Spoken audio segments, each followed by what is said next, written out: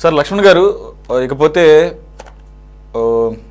జగన్మోహన్ రెడ్డి గారికి తమ్ముడు వరుస అవుతారట. ఆయన పేరు కూడా వెంకటరెడ్డి. ఆయనకి గనుల లీజ్, ఆయన పేరు కూడా వెంకటరెడ్డి. ఎందుకంటే అసలు గనుల శాఖకు సంబంధించి ఎక్స్ఎండీగా ఉన్నటువంటి అతని పేరు కూడా వెంకటరెడ్డి. ఆయన చాలా ఫేమస్ అయ్యాడు. అయితే ఈయన వరుసకి తమ్ముడు వరుస అవుతారట, సోదరుడు వరుస జగన్మోహన్ రెడ్డి గారికి. ఆయనకి ఈ నెల 15వ తారీఖు అంటే యాక్చువల్గా కనుమ అనుకుంటా, సంక్రాంతి పండుగ దినాల్లో ఆయనకి లీజు మంజూరైనట్లుగా ఈ వార్తలు వచ్చినాయి. అయితే మరి ఎప్పటి నుంచో ప్రాసెస్ నడుస్తూ ఉంది. మరి అది రూల్ ప్రకారమే ఆయనకి ఇచ్చారా? ఏదేమైనా కానీ వైసీపీకి సంబంధించినటువంటి నాయకులు ఇప్పటికీ కూడా కూటమి ప్రభుత్వంలో పనులు చాలా దిగ్విజయంగా చేయించుకుంటున్నారు. దానికి సంబంధించి ఎక్కడికక్కడ ఆయా ప్రాంతాల్లో ఉన్నటువంటి కీలక నాయకులు, టీడీపీ లేదా కూటమి నాయకులు సహకారం ఉంటోంది అనేది ప్రధానంగా ఈ ఆరోపణ. ఇది వచ్చేసరికి వెరైటీస్ గనులట, దాదాపుగా 9.55 హెక్టార్లు అంటున్నారు సార్. ఇది 20 సంవత్సరాల పాటు లీజ్ అట. అయితే ఒక్కొక్క టన్ను వచ్చేది 30 నుంచి 35 వేల రూపాయల విలువ చేస్తుందట. సంవత్సరానికి 1300 టన్నులకు పైగా దాంట్లో లభ్యత ఉంటుందట.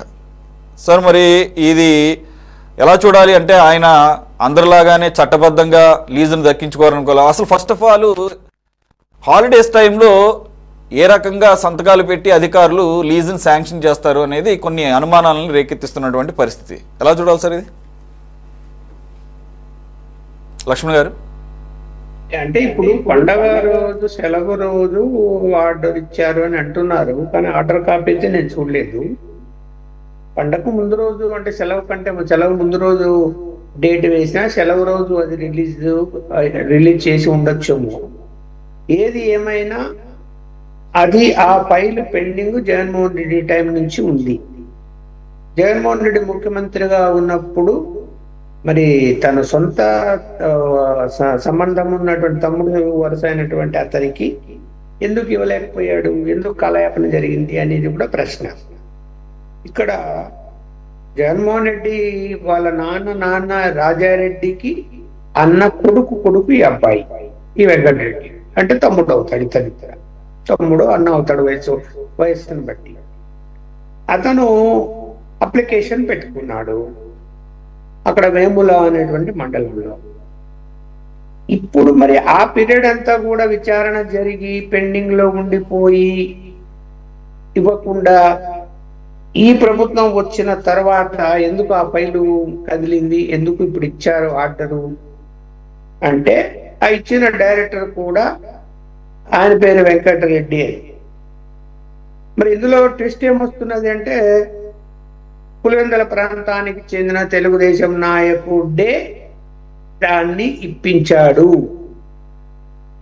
వెనక అతను ఉన్నాడు అని.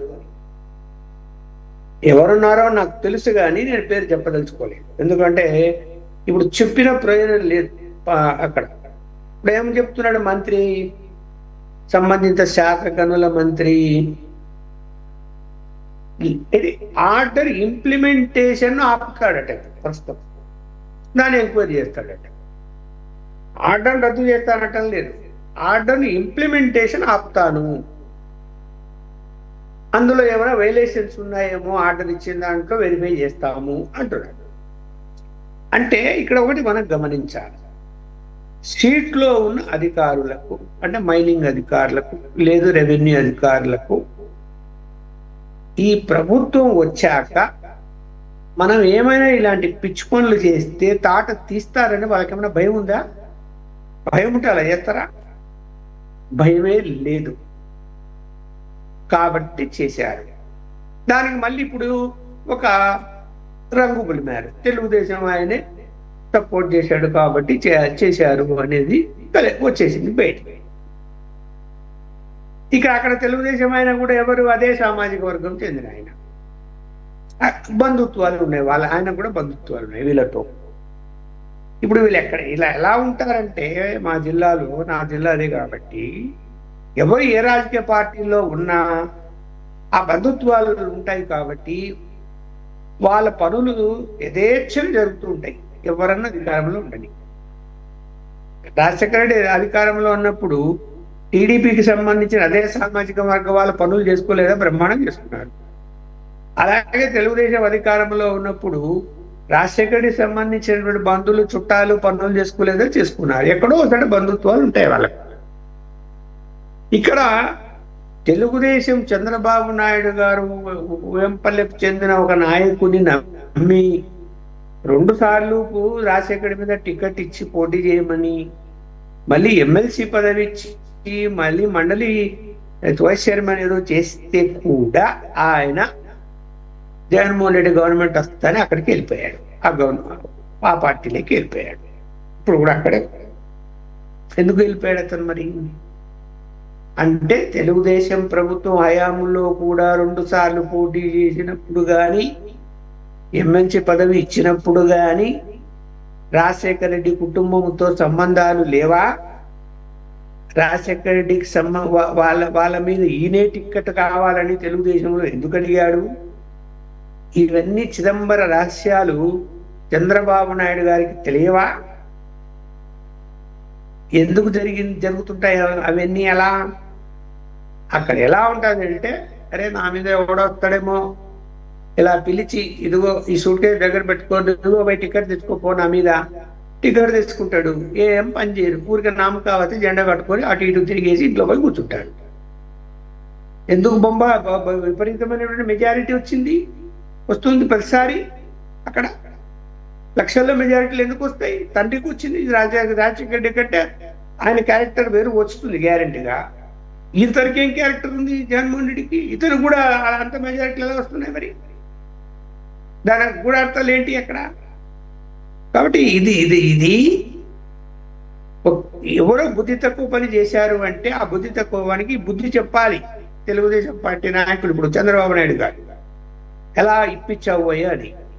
అలాగే అధికారులను ఎప్పుడో ఉన్న ఫైల్ని బయటికి తీసి ఇప్పుడు ఆర్డర్ ఇవ్వడం అన్నది ఇంకా మరి ఏం చెప్పాలి దానికి? ఇంకా ఫైల్ తెప్పించుకొని నిమిషాల మీద సస్పెండ్ చేసి ఉండొచ్చు ఆ అధికారులను. ఇంప్లిమెంటేషన్ ఆపుతాట్టున్నాయి. జీవో ఇంప్లిమెంటేషన్ అంటే ఏదైతే ఆర్డర్ ఇచ్చారో అనుమతులు అది అమలు చేయకుండా ఆపుతాడు అంట. అది అమలు చేయకుండా కోర్టులో తెచ్చుకుంటాడు. వెంటనే కోర్టులో ఫైల్ చేస్తాడు. అంటే పరోక్షంగా సహకరిస్తున్నారని దాని అర్థము. దానికి సమాధానం ఎవరు చెప్పాలి మరి? రైట్. శ్రీనివాస్ చౌదరి గారు, ఇది మా దృష్టికి రాలేదు, అసలు ఇది ఎందుకు జరిగింది, ఎలా జరిగిందో తేలుస్తాము, లక్ష్మణ్ గారు అన్నట్లు ఇంప్లిమెంటేషన్ ఆపుతాము అంటే అది చట్టవిరుద్ధం కదా. ఆల్రెడీ జీవో ఇచ్చేసిన తర్వాత, అక్కడ లీజ్ అనుమతులు ఇచ్చిన తర్వాత దాన్ని ఆపడం అంటే అవన్నీ ముందు కదా జరగాల్సింది. కొంతమంది పార్టీలో ఉండి ప్రత్యర్థి పార్టీలకు సహకారం ఇచ్చే వాళ్ళని పార్టీ క్షమించకూడదు.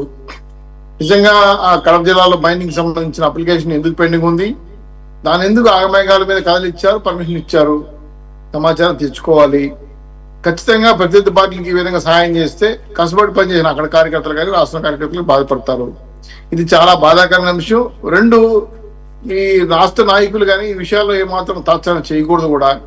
ప్రకృతి సంబంధించిన మైన్స్ అండ్ జియాలజీ వాళ్ళకి సంబంధించిన వాళ్ళ నామస్ ప్రకారం అనుమతులు ఇచ్చారా, లేకపోతే వాళ్ళ వాళ్ళ ప్రభుత్వంలో వివాదాస్పదంగా మారి ఆపారా దాని పెత్తనం కోసం? ఎందుకంటే దాయాదుల మధ్య పెత్తనాలు ఉంటాయి. ఇంకా రాజశేఖర్ బతుకుని చెప్పు భాస్కర్ రెడ్డి అండ్ అవినాష్ రెడ్డి వాళ్ళ కొడుకులు ఎవరిని రాజకీయాలకు రానిలే, కానీ సర్పంచ్ కూడా కానిలే. ఎందుకంటే దాయాదుల మధ్య ఉన్న వివాదం. జగన్మోహన్ గారు వచ్చారు కాబట్టి మళ్ళీ ఆయన పక్క చేర్చుకున్నాడు, ఎంపీ సీట్ ఇచ్చారు, దానికి ఎవరో బలయ్యారు. అలాగే ఇప్పుడు దాయాదుల మధ్య పోర్లో అప్పుడు నలుగునిందా, లేదు నిజంగా నామ్స్ ప్రకారం అన్ని కట్టుకున్నాయా, ఇవన్నీ కొంత విచారణ సమాచారం తీసుకోవాల్సిన అవసరం ఉంది. నిజంగా తెలుగుదేశం పార్టీ ఎంతటి వారైనా ఉప్పందిస్తే మాత్రం నిర్మోహమాటంగా సస్పెండ్ చేయాలి, పార్టీ నుంచి చర్య తీసుకోమని చెప్పి నేను కూడా రిక్వెస్ట్ చేస్తున్నాను. అయితే మైనింగ్ సంబంధించిన సమాచారం పూర్తిగా నాకు కూడా తెలియదు, నేను కూడా సమాచారం తీసుకుంటాను. అయితే పూర్తి స్థాయిలో విచారణ జరిగిన తర్వాత నిజంగా వాళ్ళు తెలుగుదేశం పార్టీ నాయకులు అంటే అపోహన డౌట్ అనేది మనం నిర్ణయించుకొని ఉంటే మాత్రం తెలుగుదేశం పార్టీ కమిషన్ కమిటీ ఉపయోగిస్తే మాత్రం కడప జిల్లా ప్రజలు కదా, రాష్ట్ర ప్రజలు కార్యకర్తలు కూడా క్షమించేస్తారు. ఎందుకంటే చాలా చోట్ల డబ్బు రూపాయనో అధికార రూపాయనో కొంతమంది నాయకులు పార్టీ పేరు చెప్పుకొని లొంగిపోతుంటే దాన్ని మంచిగా తీసుకునే స్థాయిలో పార్టీ ఉండకూడదు. క్రమశిక్షణ కలిగిన పార్టీగా మేము అది తప్పు, దాన్ని ఖండించాలి. ఖచ్చితంగా అటువంటి వాళ్ళు ఎవరైనా ఉంటే పక్కన పెట్టే విధంగా పార్టీ క్రమశిక్షణ కమిటీ, పార్టీ అధినేత చర్య తీసుకోవాలి. ఇది ఒక్క తెలుగుదేశం పార్టీ కాదు, ఎన్డీఏ కూటమిలో ఉంది కాబట్టి ఖచ్చితంగా ఈ మచ్చ అందరికీ పూస్తారు.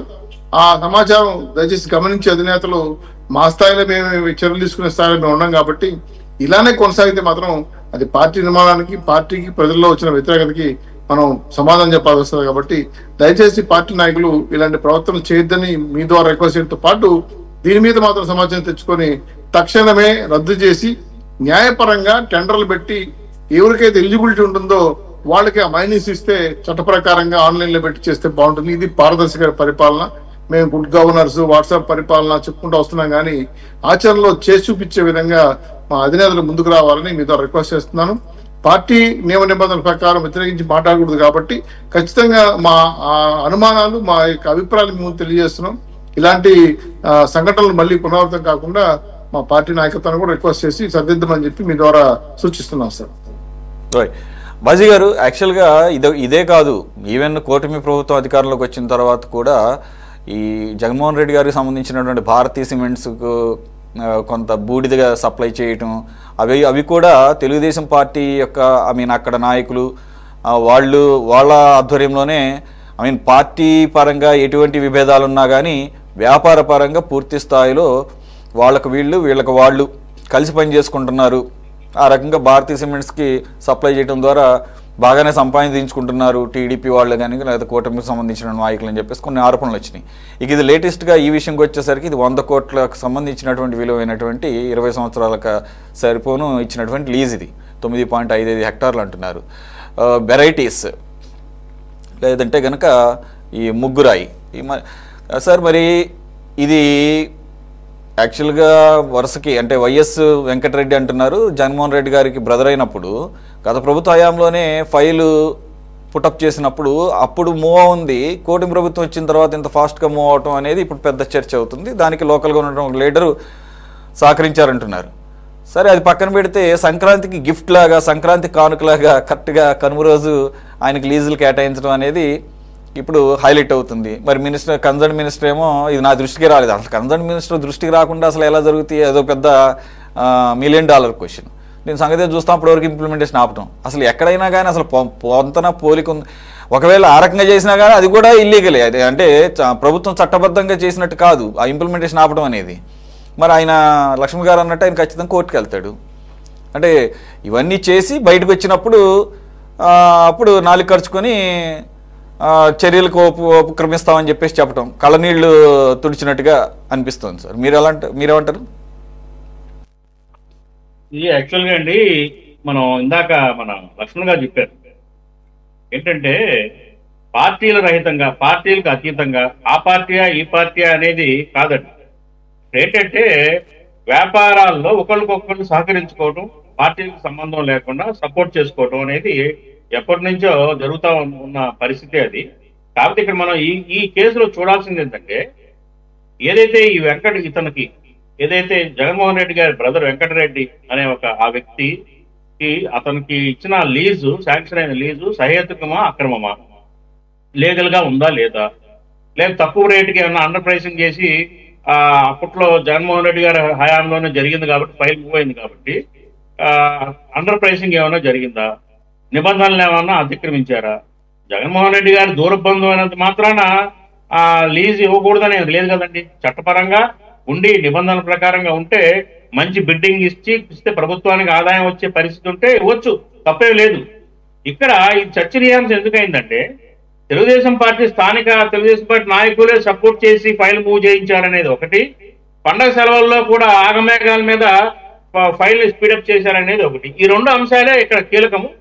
మరి తెలుగుదేశం పార్టీ నాయకులు అంటే వాళ్ళు బంధుత్వాలు ఉండొచ్చు, లేకపోతే వ్యాపార పార్ట్నర్షిప్స్ ఉండొచ్చు, పార్టీలకు అతీతంగా వ్యాపారంలో భాగస్వామ్యాలు ఉంటాయండి. చాలా చోట్ల చూశాను నేను. అది చాలా సహజంగానే జరుగుతూ ఉంటాయి. ఎటొచ్చి కింద కార్యకర్తలే నువ్వు ఆ పార్టీ నేను ఈ పార్టీ అని కొట్టుకోవడం తప్ప పై స్థాయిలో ఇట్లాంటి అడ్జస్ట్మెంట్స్ పార్టీలకు అతీతంగా ఎక్కడో చోట తీవ్రమైన రైవలరీ ఉన్న కేసెస్ తప్ప సాధారణంగా రాజకీయాలు అతీతంగా వ్యాపార బాంధవ్యాలు, వ్యాపార భాగస్వామ్యాలు కొనసాగుతూ ఉండటం అనేది సహజం. ఆ కోణంలోనే ఇది జరిగి ఉండొచ్చు అనేది నా ఉద్దేశం. కాకపోతే ఇక్కడ విచారణ జరపాల్సింది ఏంటంటే, లీజుకి ఇవ్వబడిన భూమి లీజ్ అమౌంట్ లీగల్ గా ఉందా లేదా, సహేతుకంగా ఉందా లేదా, లేకపోతే అప్పట్లో ఏదన్నా తక్కువ అండర్ ప్రైసింగ్ చేసి తక్కువకి ఇచ్చారా, మార్కెట్ వాల్యూలు కాకుండా నిబంధనల విరుద్ధంగా జరిగిందా అనేది చాలా ఇంపార్టెంట్. అట్లాగే ఇక్కడ అధికారుల్లో ఎందుకు సెలవు రోజుల్లో మూవ్ చేయాల్సి వచ్చింది? వీళ్ళు ఎంత పెద్ద ఎత్తున లంచాలు తీసుకొని ఉంటారు వీళ్ళు. ఇక్కడ ఆ ఫైల్ మూవ్ చేసిన అధికారులు పెద్ద ఎత్తున లంచాలు, ఖచ్చితంగా ఫైల్ సక్రమంగా ఉన్నా కానీ అధికారులకి పెద్ద ఎత్తున మామూలు ఇవ్వాల్సిందే, లేకపోతే ఫైల్ మూవ్ కాదు. ఇది జగమెరిగిన సత్యం సురేష్ గారు. కాబట్టి పెద్ద ఎత్తున మీకు రిజిస్ట్రేషన్, ఈ ఉదాహరణకి మీరు రిజిస్ట్రేషన్ ఆఫీసుల్లో కూడా చూడండి, 6 దాటినా కానీ 7 అయినా 8 అయినా కానీ ఫైళ్లు మూవ్ అవుతూనే ఉంటాయి, రిజిస్ట్రేషన్ జరుగుతూనే ఉంటాయి. ఎన్ని ఎక్కువ జరిగితే అర్ధరాత్రి కూడా చేస్తారు 12ంటికి, ఎన్ని ఎక్కువ జరిగితే అన్ని డబ్బు వస్తుంది వాళ్ళకి. అలాగే ఏంటంటే ముఖ్యంగా ఈ మైనింగ్ వ్యవహారాల్లో కానివ్వండి, ఈ మైనింగ్ ఒకటి, అట్లాగే ఏంటంటే కొన్ని లెక్కర్ వ్యవహారాలు ఒకటి, ఇవన్నీ కూడా ఏంటంటే 6 తర్వాత వ్యవహారాలు జరుగుతూ ఉంటాయండి. మొత్తం కదంతా 6 తర్వాత, సాయంత్రం 6 తర్వాత ఆఫీసులు కట్టేసిన తర్వాత నడుస్తూ ఉంటాయి పనులన్నీ కూడా. ఆ క్రమంలో ఏ అధికారులు పెద్ద ఎత్తున ఇక్కడ లంచాలు తీసుకొని ఉంటారు, అందులో అనుమానమే లేదు. కాకపోతే ఏంటంటే ఆయన మరి ఇతర అపోజిట్ పార్టీకి సంబంధించిన బంధువు కాబట్టి ఇది ఒక హైలైట్ అయిన అంశము. కాకపోతే ఆయన ఒక వ్యాపారవేత్తగా లీగల్ గా కనుక ఆ ప్రభుత్వం నుంచి మైన్స్ లీజుకి తీసుకుంటే కనుక దాన్ని యాక్సెప్ట్ చేయాల్సిందే. దానికి ఎవరు ఇవాళ తీసేయాలన్నా కుదరదండి, జీవో ప్రకారంగా ఉంది. కాకపోతే ఇక్కడ అక్రమంగా జీవో ఇచ్చి తక్కువ ప్రభుత్వానికి కానీ ప్రజానికి కానీ ప్రజలకి నష్టం వచ్చే రీతిలో కనుక డీల్ జరిగి ఉంటే ఖచ్చితంగా దీన్ని రద్దు చేసి తీరాలి. సంబంధిత అధికారుల మీద యాక్షన్ తీసుకోవాలండి, చర్యలు తీసుకోవాల్సిన అవసరం ఎంతైనా ఉంది అనేది నా ఉద్దేశం. Right sir, thanks for joining. Baji గారు, శ్రీనివాస్ చౌదరి గారు, లక్ష్మణ్ గారు అండ్ వెంకటేశ్వర్లు గారు. ఇది వాళ్ళ టాప్ డిబేట్. మరో అంశంతో మళ్ళీ కలుద్దాం. Stay tuned to city 24/7.